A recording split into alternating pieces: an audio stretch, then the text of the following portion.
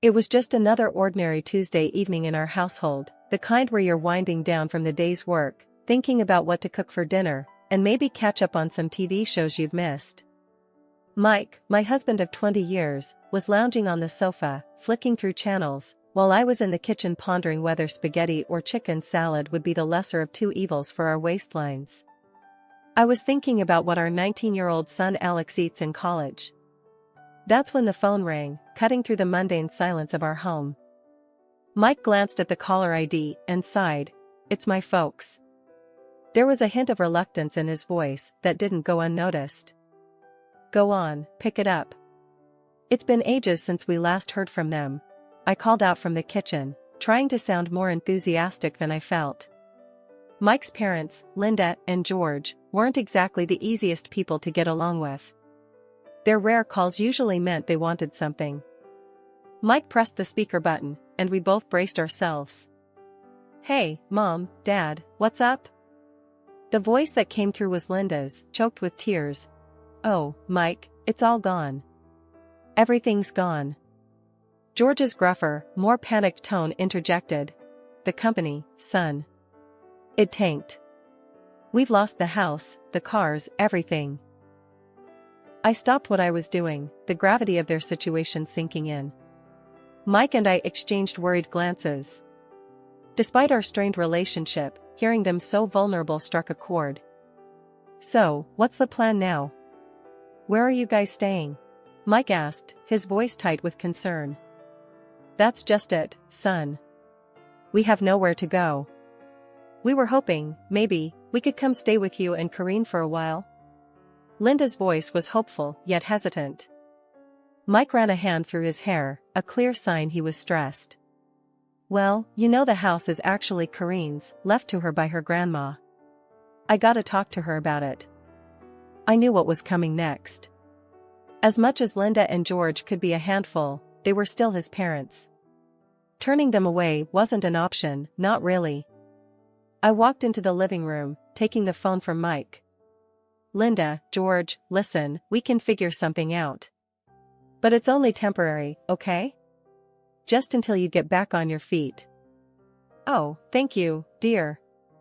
You're a lifesaver. We won't be any trouble, promise," Linda gushed, relief evident in her voice. After we hung up, Mike slumped back on the couch, a mix of emotions playing across his face. "Babe, you sure about this? You know how they are. Always looking down on our lifestyle, expecting the moon." I sighed, sitting next to him, taking his hand. I know. But they're your folks. What else can we do? We'll set some ground rules. Make it clear it's just for a few months." Mike nodded, looking somewhat relieved but still anxious. "They mentioned bringing some things. I hope it's not their entire house." The morning Linda and George were due to arrive felt like the calm before the storm. Mike and I had been up since dawn, double-checking every room to ensure everything was as comfortable as possible. Our attempt to bring some order before the inevitable chaos. "Kareen, do you think they'll like the setup in their room?" Mike asked for what felt like the 10th time, his forehead creased with worry. I shrugged, adjusting a pillow for the umpteenth time. "They'll have to. It's not the Ritz, but it's the best we can do." The sound of engines rumbling down our street cut our conversation short. We exchanged a look that said, "Here we go," and made our way to the front door. As we stepped outside, two massive moving trucks pulled up, blocking our driveway. Jesus, did they bring the whole house? I muttered under my breath as Mike squeezed my hand, a silent plea for patience. Linda and George emerged from a sleek rental car, looking every bit the displaced royalty. Linda, with her fur coat draped over her shoulders, despite the mild weather, and George, in a suit that looked too formal for our quiet, suburban street. "Kareen, Mike. Oh, how we've missed you!" Linda exclaimed, embracing me with a force that nearly knocked the wind out of me. "Good to see you, Mom, Dad," Mike managed, his voice tight as he accepted their hugs. As the movers began unloading, the sheer volume of some things they'd mentioned became horrifyingly clear. Furniture, boxes, more boxes, and endless bags started piling up in our driveway. Mike and I helped direct the movers, but it quickly became apparent that our house was not prepared for the influx. Every room on the ground floor was soon crowded with their belongings, leaving just narrow paths to navigate through. As the movers left, George clapped his hands together, looking pleased. "Well, this feels homier already, doesn't it?" That evening, after a day of moving and rearranging, we sat down for dinner. The air was thick with tension, an uncomfortable blend of gratitude and resentment simmering just below the surface. "So, Karine, this spaghetti is interesting," Linda remarked, poking at her plate with a fork as if she expected it to bite back. "It's a family recipe," I replied, trying to keep my voice even. "Simple but good." Was all she said, but her expression spoke volumes. Mike, sensing my growing frustration, jumped in. "Mom, Dad, we're really glad we could help out in your time of need. But we need to remember we're all in this together. It's going to be a bit of an adjustment for everyone." The conversation stumbled along, a clumsy dance around the obvious elephants in the room. After dinner, as we were clearing the table, Mike pulled me aside. "Karine, this is going to be harder than we thought," he whispered, his eyes filled with concern. I sighed, leaning into him. "We knew it wouldn't be easy. But we'll make it work. Somehow." The initial excitement of Linda and George's arrival quickly faded, replaced by the daily grind and growing tensions. It wasn't long before their true colors started to show, and with it, the first of many demands. One morning, barely a week into their stay, I was in the kitchen whipping up what I considered a decent breakfast: scrambled eggs, toast, and some fresh fruit on the side. Simple, yet filling. That's when Linda strolled in, a look of disdain plastered across her face as she eyed the plates on the counter. "Karine, darling, is this what you call breakfast?" she asked, her voice dripping with condescension. I turned, forcing a smile. "It's what we usually have. Keeps us going until lunch." Linda scoffed, waving her hand dismissively. No, this won't do at all. Back in our house, we had freshly squeezed orange juice, croissants, and sometimes even smoked salmon for breakfast. You must try a bit harder, dear." I felt a knot form in my stomach, frustration bubbling up. "Linda, you know we're not living in luxury here. This is what we eat. If you'd like something else, you're welcome to make it." The rest of the meal passed in awkward silence, the air thick with unspoken words. Mike caught my eye, giving me a sympathetic look that said he'd handle it later. But breakfast was just the beginning. Later that week, George approached me as I was sorting the laundry, a list in hand. "Karine, we need to talk about the groceries. This list here," he said, waving the paper in front of me, "is what Linda and I usually enjoy. We've been very accommodating, but it's time we return to some semblance of our normal lifestyle." I took the list, my eyes widening as I scanned the items. Marbled steaks, exotic fruits, imported cheeses. The price of these items would blow our grocery budget out of the water. "George, you do realize we're on a budget, right? We can't afford these things on a regular basis." He frowned, crossing his arms. "Well, you'll just have to make do, won't you? We can't be expected to live like this. It's beneath us." I was at a loss for words. The audacity of their demands, their complete disregard for our situation, it was all too much. That night, I vented to Mike, my patience wearing thin. He promised he would talk to them. But talking seemed to do little good. Linda and George remained firmly planted in their bubble of entitlement, making life increasingly difficult for us. The breaking point came when Linda refused to eat the chicken casserole I had prepared for dinner, calling it peasant food. She demanded we order takeout from a pricey restaurant instead. "Listen, Linda, we're doing our best here," I snapped, my patience finally gone. "This is what we're having. If you don't like it, then I'm sorry, but that's just too bad." Her face went red, and for a moment, I thought she might actually explode. "This is no way to treat your guests, Karine. We are your elders, and you should be showing us more respect." Mike stepped in, his tone firm. Mom, Dad, you're not guests. You're living here because you have nowhere else to go. Kareen's right. We can't afford to eat out or buy expensive groceries. You need to respect that this is our home and our rules. The conversation ended with Linda storming off to her room, George following closely behind, muttering about ungrateful children. A whole month had gone by since Linda and George turned our lives upside down. It started with them making a scene at breakfast one morning, both of them clutching their stomachs and making a big show of how our average food was wreaking havoc on their digestion. This bread, it's like eating cardboard. And don't get me started on the eggs. My stomach's been in knots. Linda complained, her voice teetering between a whine and a demand. George chimed in with a groan, I haven't felt right since we got here. We need proper food, not this peasant fare. Feeling cornered and wanting to keep the peace, I caved. I started buying the fanciest groceries I could find for them, while Mike and I resorted to fast food just to save on costs. Fast forward a month, and I'm sitting at the kitchen table, receipts scattered in front of me. My heart sank as I tallied up the numbers.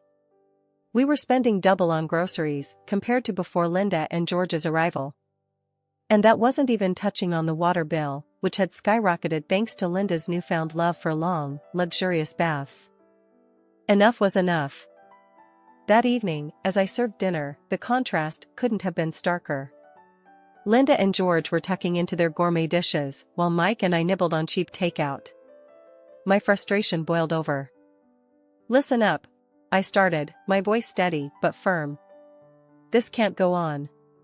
We're blowing through our budget trying to cater to your tastes. From now on, we're all eating the same food. No more special treatment. Linda looked up, her fork paused midair. You can't be serious. This food is the only thing keeping our health from plummeting in this hovel. George nodded in agreement. Exactly. You expect us to eat fast food? That's absurd. You're being incredibly selfish and lazy, Kareen. Their words stung, but I was past caring about their opinions. Before I could retort, Mike slammed his fist down on the table, a rare show of anger from him. That's enough, he barked. You're living under our roof, in Kareen's house. You will show her respect. She's been bending over backward to accommodate you, and this is how you repay her? No more.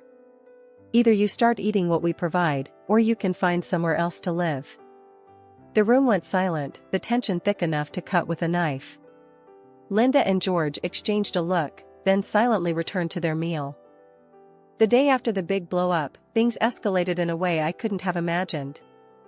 It started with a knock at the door, mid-morning. I was in the middle of tidying up the living room, Mike having gone out to run some errands. The delivery guy, a young lad probably in his early 20s, stood there with a smirk, holding a stack of fancy-looking food boxes. Delivery for Kareen, he announced, thrusting the boxes into my arms before I could even open my mouth. Confused, I stared down at the assortment of gourmet meals, the kind that cost an arm and a leg from the high-end place downtown. There's been some mistake. I didn't order this. Just then, Linda breezed in, a smug smile on her face. Oh, those are for us. I couldn't stomach another day of that dreadful food you've been serving. I was flabbergasted. And how do you plan on paying for this? I asked, trying to keep my cool.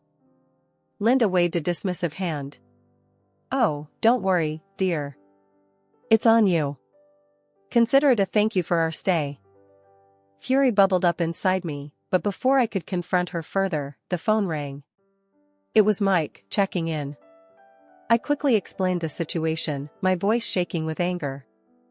Stay calm. I'll handle it when I get back, he said, his tone tight with frustration. But staying calm was easier said than done. By the time Mike got back, Linda and George had made themselves comfortable, devouring their expensive meals with relish while I fumed silently. That evening, Mike and I sat them down for another talk. This time, the gloves were off. Mom, Dad, this has got to stop, Mike began, his voice low but firm. You can't just order expensive meals on our dime. It's not right. George scoffed, leaning back in his chair.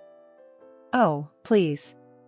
It's the least you can do after forcing us to eat like paupers. I couldn't believe what I was hearing. Forcing you? We're going broke trying to keep you happy. Linda's eyes narrowed. Well, maybe if you managed your money better, you wouldn't be in this situation. That did it. I lost my cool. Managed our money better? We were fine before you showed up, turning our lives upside down. Mike stood up, his chair scraping against the floor. That's it. We've been more than accommodating, but it's clear you have no respect for us or our home. You need to leave. Their reaction was immediate and explosive. Linda started crying, wailing about how ungrateful we were, while George shouted threats about telling everyone how horribly we'd treated them. The argument raged on, voices raised, accusations flying. It was a mess. In the end, Linda and George stormed off to their room, slamming the door behind them. After the debacle with the gourmet food delivery, things went from bad to unbearable. Linda and George's entitlement had reached new heights, and Mike and I were at our wits' end. The final straw came on a chilly Thursday evening. I was in the kitchen, trying to make do with what was left in the pantry for dinner, when Linda sauntered in, her nose wrinkled in disgust at the aroma of the stew I was cooking. That smells, what is that? She asked, her tone dripping with disdain. It's beef stew. It's what's for dinner, I replied, keeping my focus on the pot to avoid snapping at her. Linda made a show of gagging. I can't possibly eat that. You know, it wouldn't kill you to try a little harder, Corinne. This is no way to treat guests. Dinner was a tense affair, with Linda and George barely touching their food while making passive-aggressive comments about the lack of variety. I was seething, but I bit my tongue, determined not to let them get the best of me.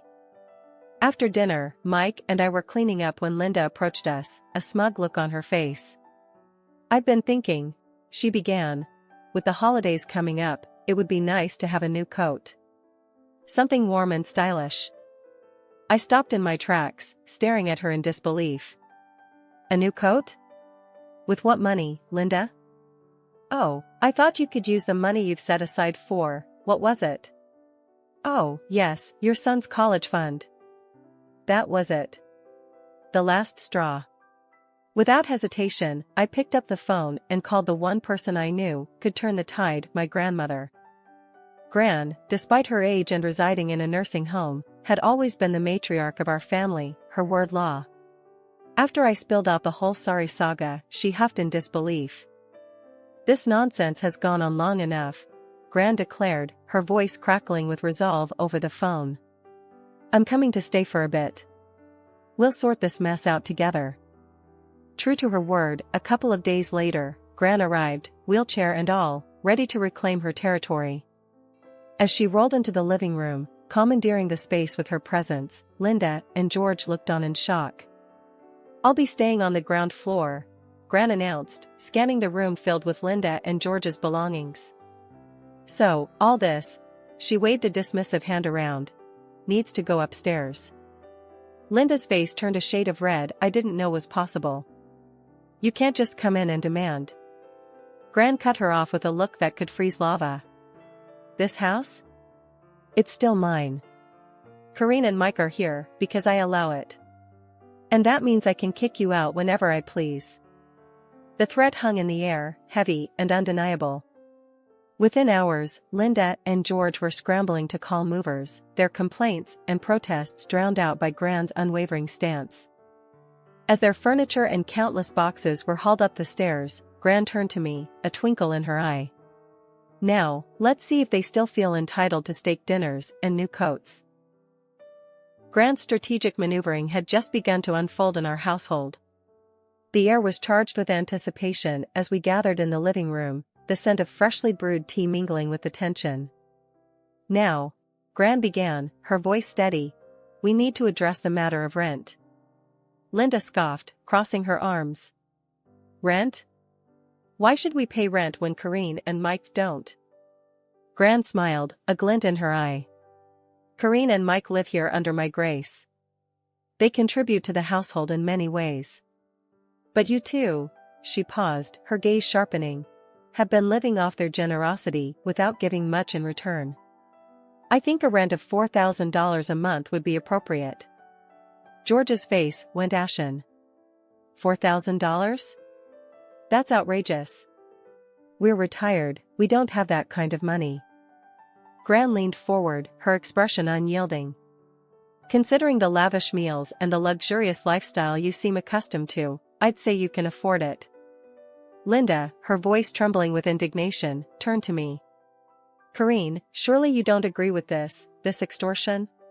Before I could reply, Gran interjected. "It's not extortion, Linda. It's about fairness. But I'm willing to negotiate." She paused, a sly smile playing on her lips. "If you're willing to help take care of me during your stay, push my wheelchair around, make breakfast, help with my bath, I might consider reducing the rent."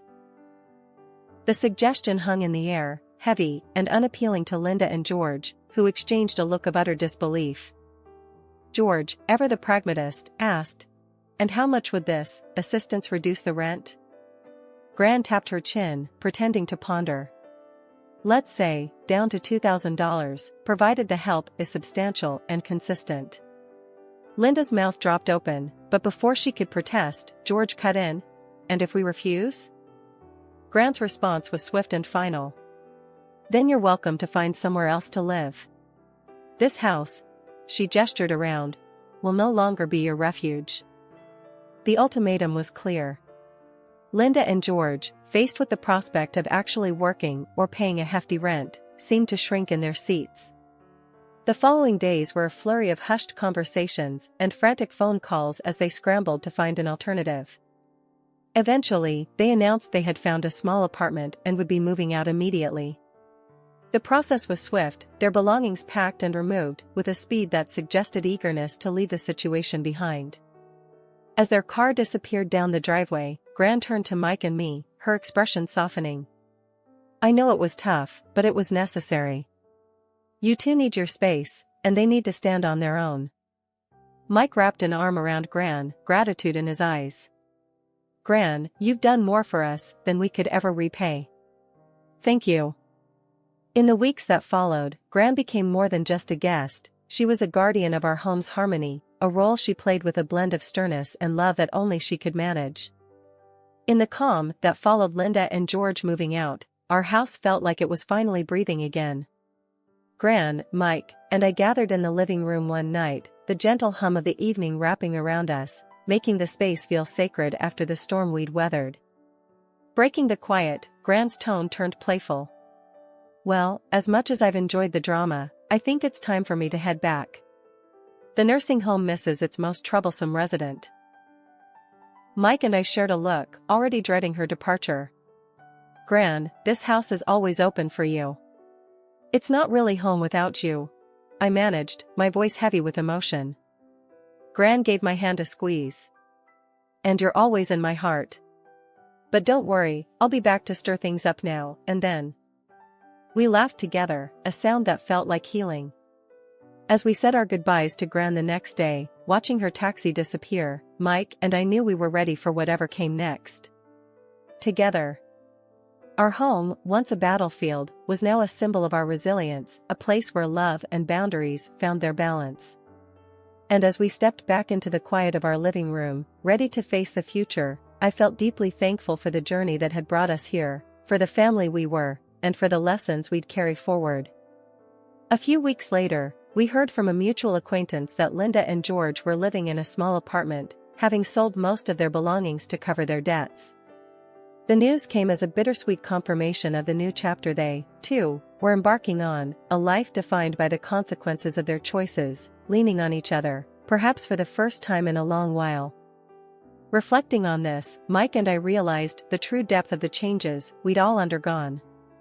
Our home was peaceful once more, and though the journey had been rough, it had taught us the true meaning of family, resilience, and love.